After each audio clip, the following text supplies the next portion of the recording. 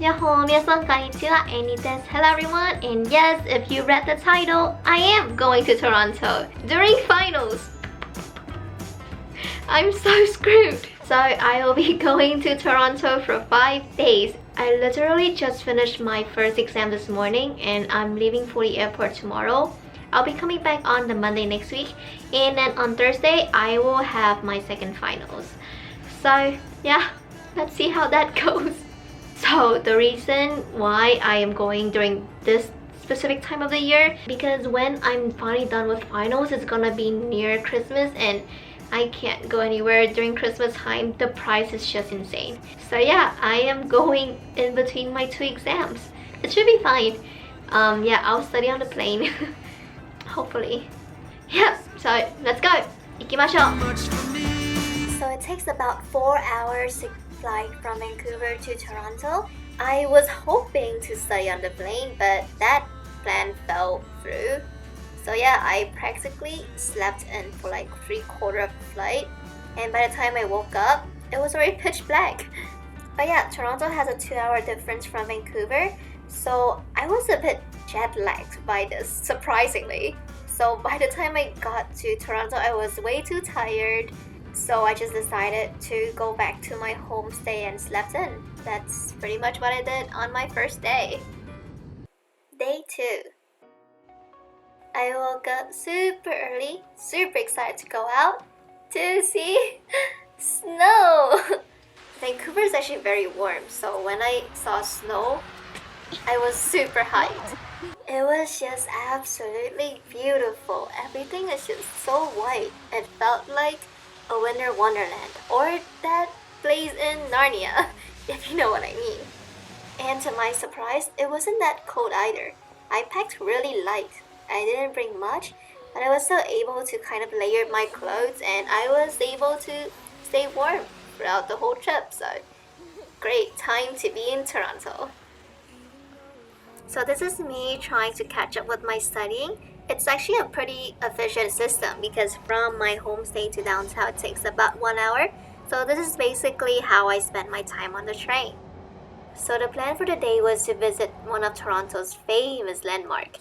But for some reason, I got off at the wrong station. So I just ended up walking around the neighborhood, checking out the architect.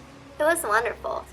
After wandering around, I finally reached the destination, which is Toronto's CN Tower. However, it started to snow pretty heavily. So yeah, it wasn't the best weather to go up the tower and look at the city. So I was a bit disappointed because I went a really long way to come here. But it's okay because around this tower there are so many things you can do. I ended up taking pictures for myself. This is what you get when you travel alone. But it was great. Like, I finally have a picture with Toronto and with the word Canada in it. So after hopelessly trying to take pictures and videos for myself, I decided to stroll along the street and then finally reaching the harbor. The harborfront area sits on the southern edge of downtown Toronto. On warmer days, there are so many activities that are going on in this neighborhood. But since it's winter, things are rather quiet and calm around here, which personally I prefer. It's just a very ideal place to sit and enjoy the cold winter breeze, or just to lie down and look at the ferry passing by. It's very stress relieving. Not too far away from the harbor was St. Lawrence Market. It goes without saying how this is the best food market in the world. St. Lawrence Market is definitely a foodie heaven for both Toronto residents and visitors to the city like myself. I just end up filling my tummy with all of the yummy food and also walking around and check out all of the produce they had, which was a lot and it was so diverse. I highly recommend going to St. Lawrence Market if you're in Toronto. And here are some footages of me goofing around because I cannot put this in the montage before. Enjoy! Look at you and tell you that I'm all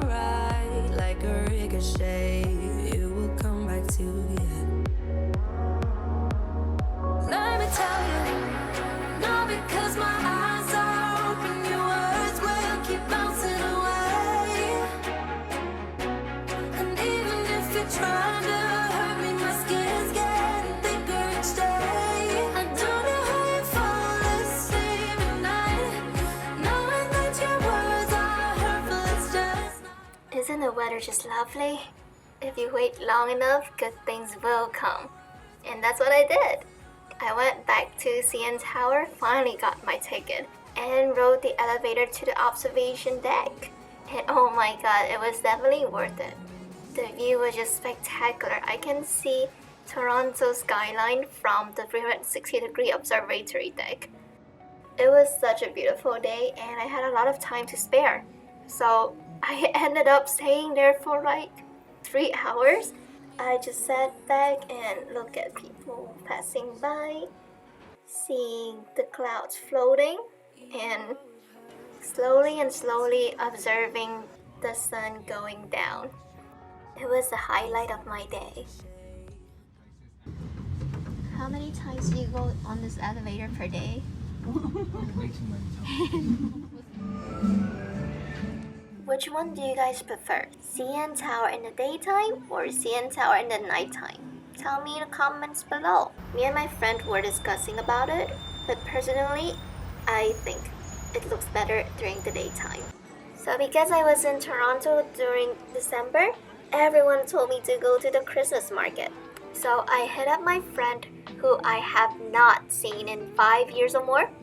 And yeah, we just spent the night at the market, checking out illumination, listening to Christmas carols, and checking out the beautifully decorated stalls.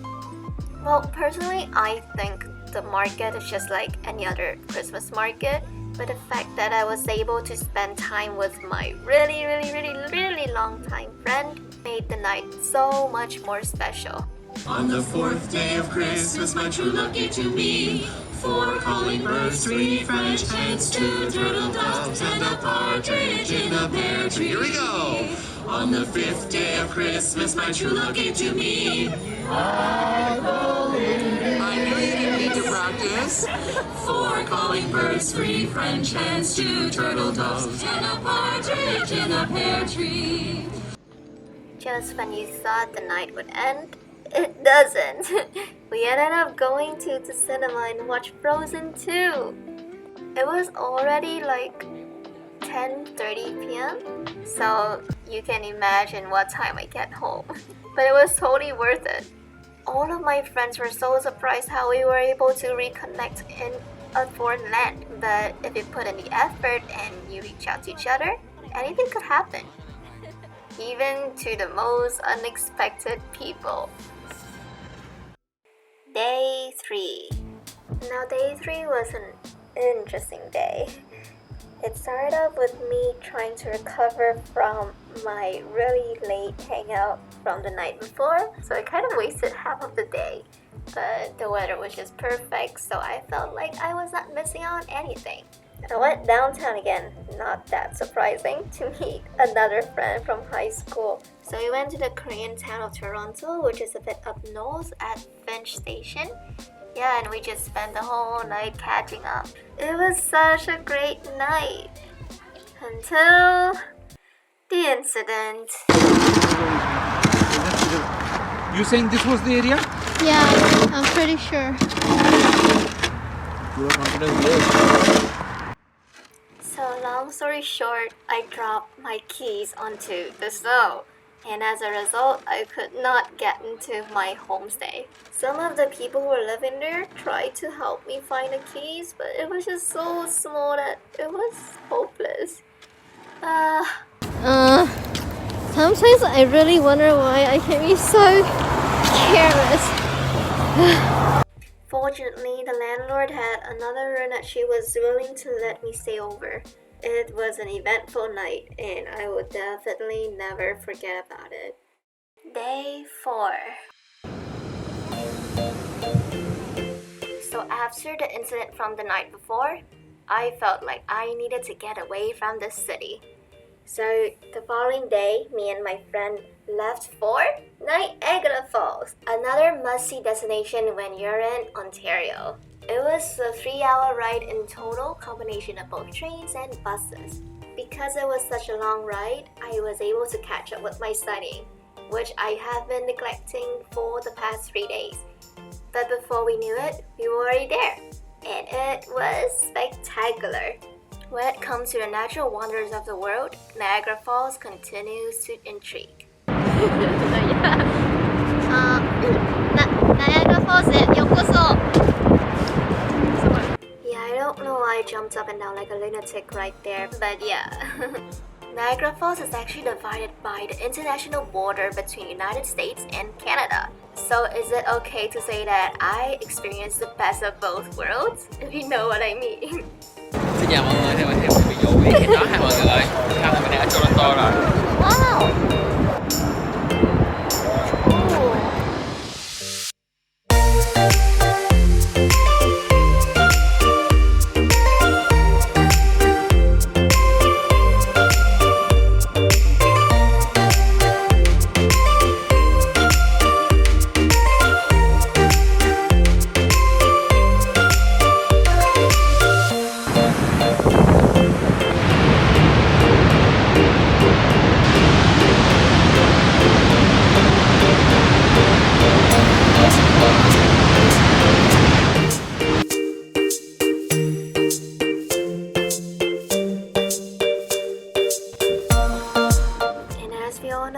All fun must come to an end. It was kind of sad to go back, but my friend treated me to boba, and then we went out for some Popeye.